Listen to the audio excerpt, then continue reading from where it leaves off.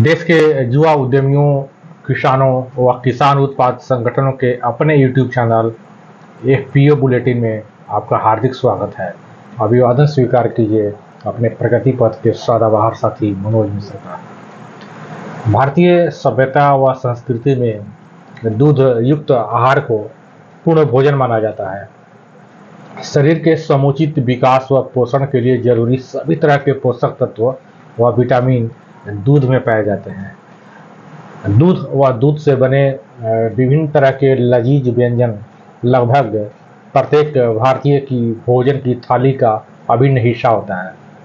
हमारे यहाँ प्राचीन काल से ही दूध की प्राप्ति के लिए मुख्य रूप से गायों और भैंसों का पालन किया जाता रहा है। मोहनजोदड़ो व हड़प्पा से मिले अवशेष इसके साक्षी है। सभ्यता के विकास के साथ साथ दूध उत्पादन का कार्य आज एक विशाल व्यावसायिक कारोबार का रूप ले चुका है। आज भारत दुनिया का सबसे बड़ा दूध उत्पादक देश बन चुका है।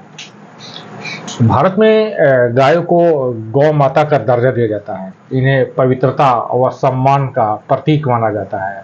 हाल के वर्षों में धार्मिक, सामाजिक, स्वास्थ्य व व्यावसायिक महत्व के कारण देसी गायों को पालने की परिपाटी तेजी से विकसित हो रही है।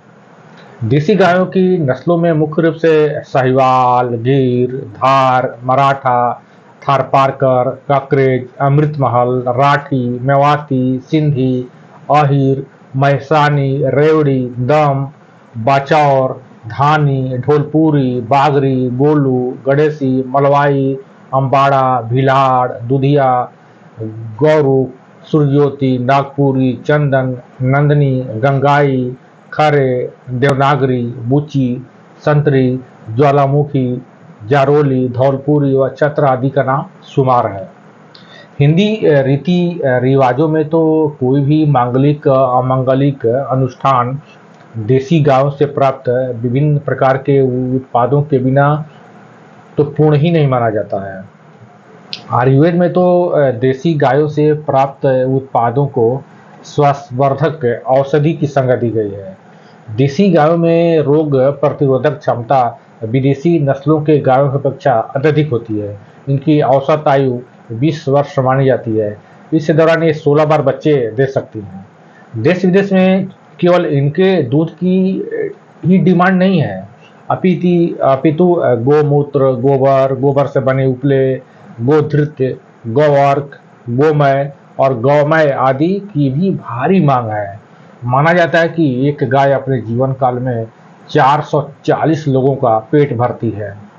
इन्हीं विशिष्टताओं के कारण देसी गायों के दूध उत्पादन व बिक्री कारोबार को बढ़ावा देने के लिए केंद्र सरकार के साथ साथ राज्य सरकारें भी कई तरह की अनुदान सहायता योजनाएं संचालित कर रही है। इन अनुदान सहायता योजनाओं का लाभ उठाकर कोई भी किसान, उद्यमी अथवा बेरोजगार युवा आसानी से न केवल देसी गायों की डेयरी उद्योग लगा सकता है, अपितु गाय आधारित विविध प्रकार के उत्पादों का उत्पादन व बिक्री कर मालामाल भी हो सकता है।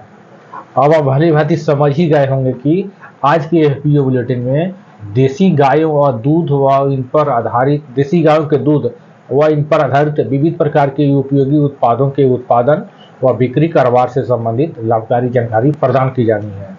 मगर इससे पहले कि देसी गायों की डेयरी इकाइयों की स्थापना हेतु मिलने वाली अनुदान सहायता, पात्रता, अपेक्षित डॉक्यूमेंट्स व आवेदन की प्रक्रिया आदि के बारे में आपसे बात करें, यहाँ आपको स्मरण करा देना चाहते हैं कि यदि आप इस एफपीओ बुलेटिन यूट्यूब चैनल पर नए हैं व अभी तक आपने चैनल को सब्सक्राइब नहीं किया है तो यह काम तुरंत कर ही लीजिए, ताकि नवीनतम लाभकारी कारोबारी जानकारी से आप हरदम अपडेट रह सकें।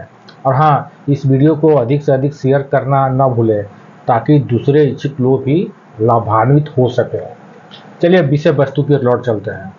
वैसे तो देसी गायों के दूध उत्पादन व बिक्री कारोबार को बढ़ावा देने के लिए लगभग सभी राज्य सरकारों द्वारा अनुदान सहायता योजनाएं संचालित की जाती है। क्योंकि सभी राज्यों की योजनाओं के एक छोटे से वीडियो में समाहित कर पाना संभव नहीं है, अतः उदाहरण के लिए हम यहाँ बिहार सरकार द्वारा देसी गायों के डेयरी उद्यम को बढ़ावा देने के लिए संचालित एक अत्यंत ही महत्वाकांक्षी अनुदान सहायता योजना के बारे में जानकारी हासिल करेंगे। तो देखिए, बेरोजगार युवाओं, किसानों, पशुपालकों और डेयरी संचालकों के कारोबारी विकास, उद्यम स्थापना, स्वरोजगार सृजन और निरंतर जीविकोपार्जन सहित ग्रामीण अर्थव्यवस्था के सुदृढ़ीकरण, देसी गायों को बढ़ावा देने तथा पर्याप्त दूध की उपलब्धता सुनिश्चित करने के लिए बिहार सरकार एक बहुत ही लाभकारी अनुदान सहायता योजना लेकर आई है, जिसका नाम है देसी गौ पालन प्रोत्साहन योजना। नाम एक बार फिर से सुन लीजिए, देसी गौ पालन प्रोत्साहन योजना। यह योजना राज्य के सभी जिलों में लागू की गई है, जिसका क्रियान्वयन जिला गव्य विकास पदाधिकारी द्वारा किया जाना है। तो सबसे पहले आइए हम लोग योजना के स्वरूप को समझ लेते हैं। तो देखिए, देसी गौ पालन प्रोत्साहन योजना के अंतर्गत 2 देसी गायों या बाछी अथवा 4 देसी गायों या बाछी की डेयरी इकाई स्थापित की जानी है। यहाँ बताते चले कि इस योजना के अंतर्गत अनुदान का लाभ शाहीवाल, गिर व थारपारकर नस्ल की गायों या बाछी अथवा हीफर की खरीदारी पर ही मिलेगी। इस योजना के अंतर्गत गायों या बाछी अथवा हीफर की खरीदारी राज्य के बाहर से की जानी है। अनुदान सहायता का लाभ बैंक ऋण अथवा स्व लागत दोनों स्थितियों में ही मिलेगा। 18 वर्ष से लेकर 55 वर्ष का कोई भी महिला या पुरुष इस योजना के लिए आवेदन कर सकते हैं। प्रस्तावित योजना के अंतर्गत 4 गायों या बाछी अथवा हीफर की दूध उद्यम इकाई स्थापित करने हेतु आवेदक के पास कम से कम 5 कट्ठा भूमि अपनी या लीज पर होना जरूरी है। आइए अब हम लोग इकाई लागत की भी जानकारी हासिल करते चले।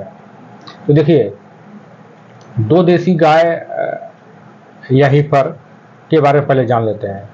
तो 2 देसी गाय या हीफर की डेयरी इकाई स्थापित करने के लिए इसकी इकाई लागत जो शासन द्वारा निर्धारित की गई है वो है 2,42,000 रुपये। और इसी तरह 4 देसी गाय या हीफर की डेयरी इकाई स्थापित करने के लिए जो शासन द्वारा लागत निर्धारित की गई है वो है 5,20,400 रुपये। तो क्लियर हो गया अनुदान बोल रहे हैं कि लागत के बारे में तो क्लियर हो गया। अब हम लोग थोड़ा अनुदान सहायता की बात कर लेते हैं। ठीक, देसी गौ पालन प्रोत्साहन योजना के अंदर लाभुकों को मिलने वाली जो अनुदान सहायता है यह जाति कोटि और डेयरी श्रेणी के अनुसार प्रदान करने का प्रावधान किया गया शासन द्वारा।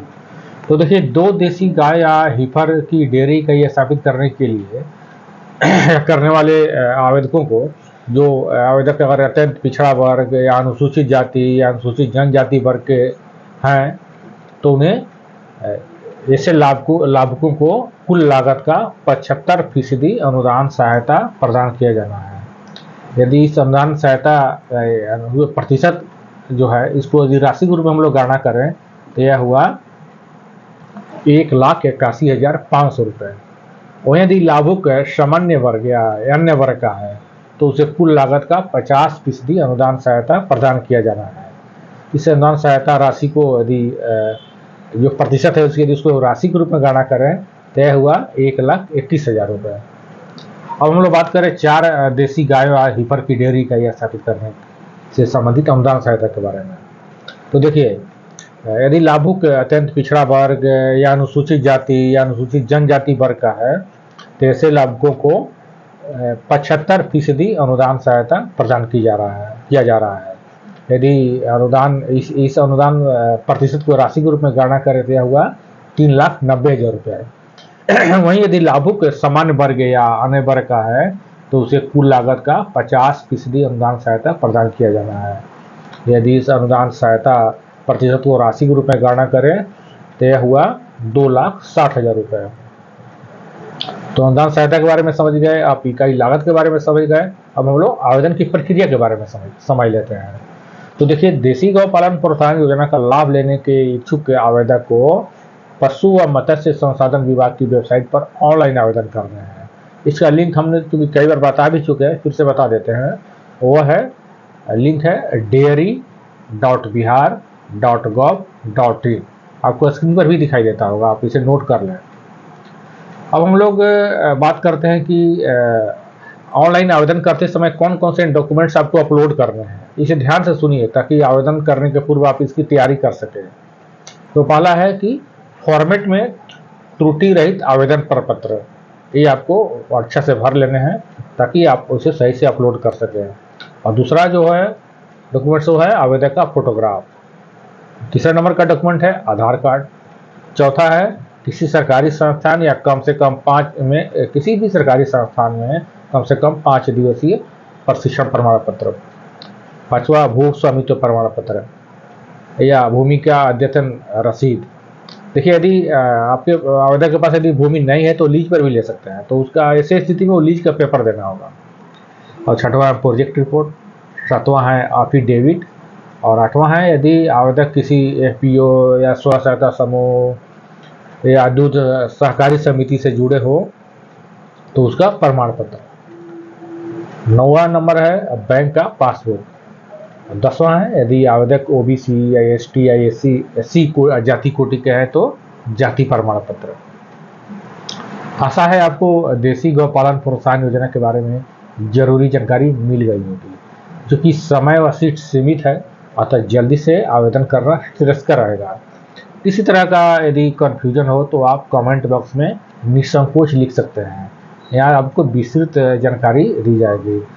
और इस संबंध में यदि और भी जानना चाहते हैं तो आप अपने जिले के जिला गव्य विकास कार्यालय में जाइए, वहाँ भी आपको जानकारी मिल जाएगी, या अथवा आप अपने विभागीय वेबसाइट का भी अवलोकन कर सकते हैं। तो अब हमें दीजिए इजाज़त, जल्द ही मिलते हैं आपके लिए लाभकारी एक नई जानकारी के साथ। जय हिंद।